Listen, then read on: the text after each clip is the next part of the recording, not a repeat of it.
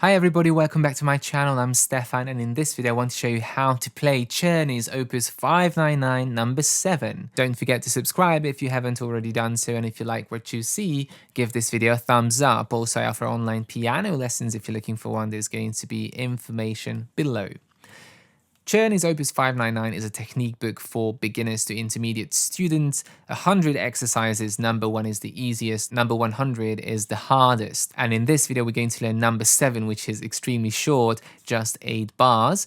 And this exercise, again, is working on mixing the 4 note values learned so far, the quarter note, half note, and whole note, so crotchet, minim, and semi-breve. And as you can see, the first 4 bars are repeated, and the second 4 bars are repeated again. We've got 2 sets of repeat signs.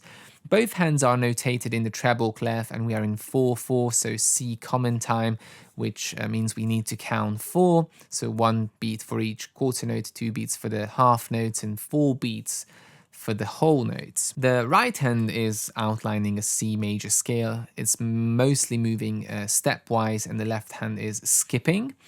And as you can see, the right hand has a lot of ledger lines again, so let's refresh them quickly. In the treble clef, the top line in the staff is an F, so that's middle C, and that's F. The first ledger line above the staff is A, the second ledger line is C, the third ledger line is E, and the fourth ledger line is G. So that's the easiest way to remember. Second ledger line C, third E, and fourth is G, and you can work out the spaces if you remember the notes which sit on the lines. So let's go right hand from beginning to end without a repeat, starting on the C.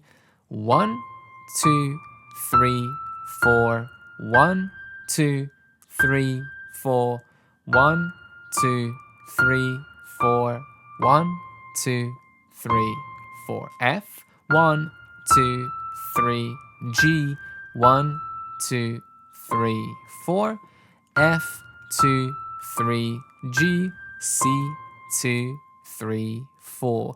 So the entire melody stays in the C 5-finger position. Once again, finger numbers are suggestions only. You can go with whatever works for you. You don't need to swap around so much if you don't want to.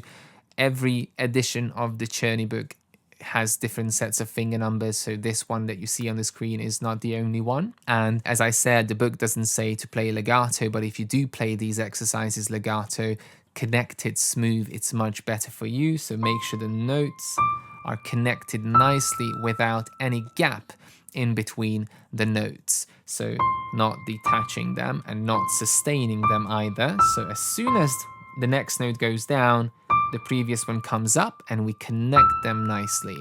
The hand should be in a nice rounded position with curved fingers and a very soft wrist, and we just nicely keep the hand in a close position. No need to spread the fingers too much like that, and we're definitely not playing with flat fingers.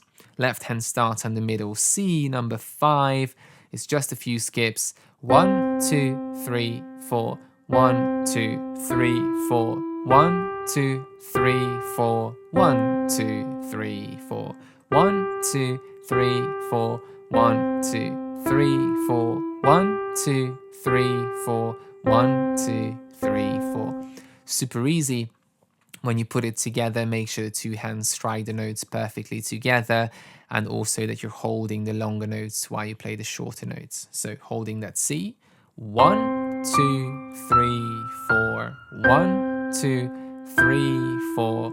1, 2, 3, 4. 1, 2, 3, 4. Going on. 1, 2, 3, 4. 1, 2, 3, 4. 1, 2, 3, 4. 1, 2, 3, 4.